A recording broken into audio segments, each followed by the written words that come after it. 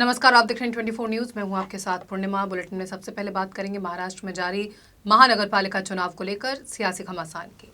उम्मीदवारों की आखिरी सूची जारी होने के बाद चुनाव प्रचार ने रफ्तार पकड़ ली है और सियासी लड़ाई अब अपने चरम पर पहुंच गई है। लेकिन सबसे दिलचस्प लड़ाई महायुति गठबंधन में देखने को मिल रही है। दरअसल पुणे और पिंपरी चिंचवड़ में अजित पवार की एनसीपी सरकार में सहयोगी बीजेपी के खिलाफ चुनावी मैदान में है। पुणे में अजित पवार अपने चाचा की अगुवाई वाली एनसीपी-एसपी से गठबंधन करके बीजेपी से उनके खिलाफ लड़ रहे हैं।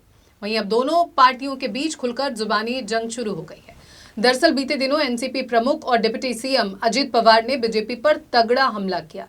अजित पवार ने कहा कि एक बार बीजेपी ने उन पर 70,000 करोड़ रुपए के सिंचाई घोटाले के आरोप लगाए थे, लेकिन अब महायुति सरकार में उनके सहयोगी हैं।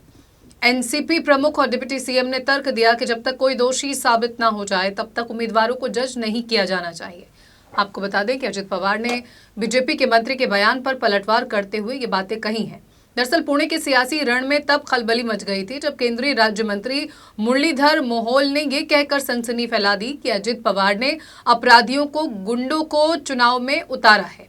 अब अजित पवार ने आपराधिक बैकग्राउंड वाले उम्मीदवारों को टिकट देने को भी सही ठहराया है और कहा कि उन पर भी 70,000 करोड़ रुपए के सिंचाई घोटाले का आरोप लगा था। उन्होंने कहा कि जब तक कोई दोषी साबित ना हो जाए तब तक वो अपराधी नहीं होता। इतना ही नहीं, अजित पवार ने बीजेपी पर भ्रष्टाचार के आरोप लगाए हैं। उन्होंने कहा कि राज्य में लुटेरों का गैंग चल रहा है और वही लोग आपके साथ सत्ता में हैं।